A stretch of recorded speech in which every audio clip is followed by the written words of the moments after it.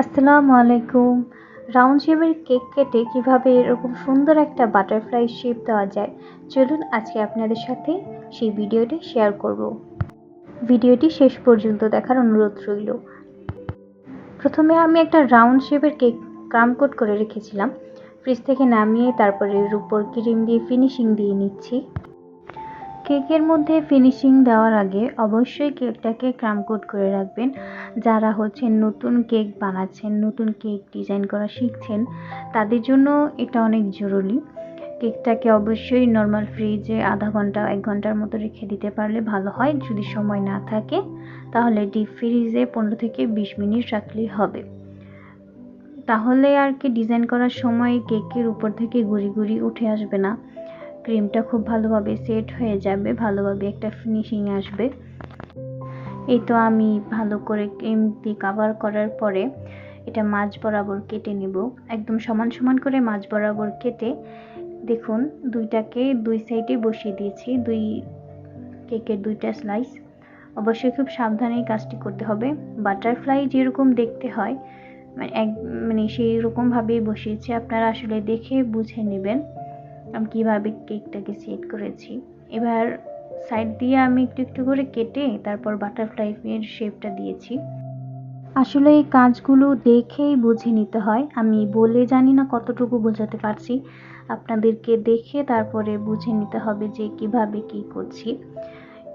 শুধু আমি সাইড দিয়ে একটু কেটে তারপরে যেই খালি জায়গাটুকু ছিল আমি তা ক্রিম দিয়ে কভার করে দিচ্ছি ভালোভাবে। আসলে এই সাইডগুলো কেটে ক্রিম দিয়ে কভার করতে একটু সময়ই লাগে, যেহেতু একটু বাঁকা, তো আমার অনেকটাই সময় লেগেছে এটা ফিনিশিং আনতে। আমি একটা ব্রেড নাইফ দিয়ে উপরে একটু একটু করে সমান করে দিচ্ছি, আবার সাইড দিয়ে সমান করছি। অনেক সময় নিয়ে আমি এই কাজটা করেছি। ভিডিওটা বড় হয়ে যাবে তাই আমি স্পিডটা একটু বাড়িয়ে দিয়েছি। তারপর আমি এটার উপরে দিয়ে দিয়েছি অরেঞ্জ জেল, পাইপিং জেল যেটা আছে ওটা।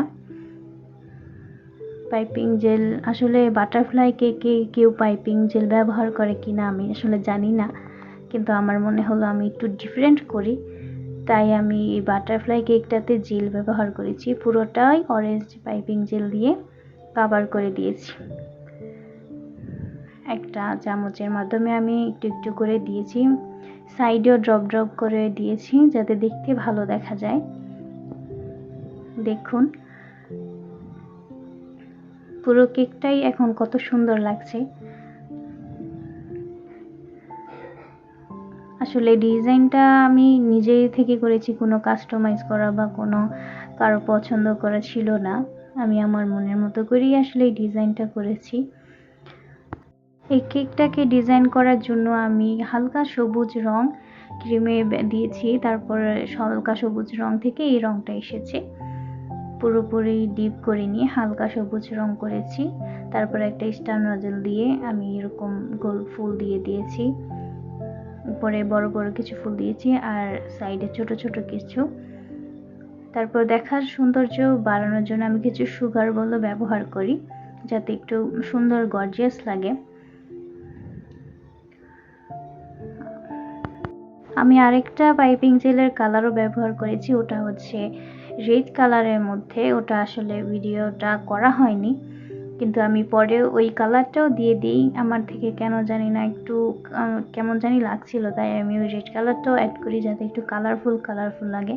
আসলে বাটারফ্লাই দেখতে তো কালারফুলই হয়, আমরা আসলভাবে তো আর তেমন বানাতে পারবো না, যেরকম চেষ্টা করেছি। আলহামদুলিল্লাহ, এটা লাস্ট লুক। কেকের ডেকোরেশনটা কেমন হয়েছে অবশ্যই আমাকে কমেন্ট করে জানাবেন, আর আমার চ্যানেলটাকে সাবস্ক্রাইব করবেন। আমি ইউটিউব চ্যানেলে একদমই নতুন, অবশ্যই আমাকে সাপোর্ট করবেন। ধন্যবাদ।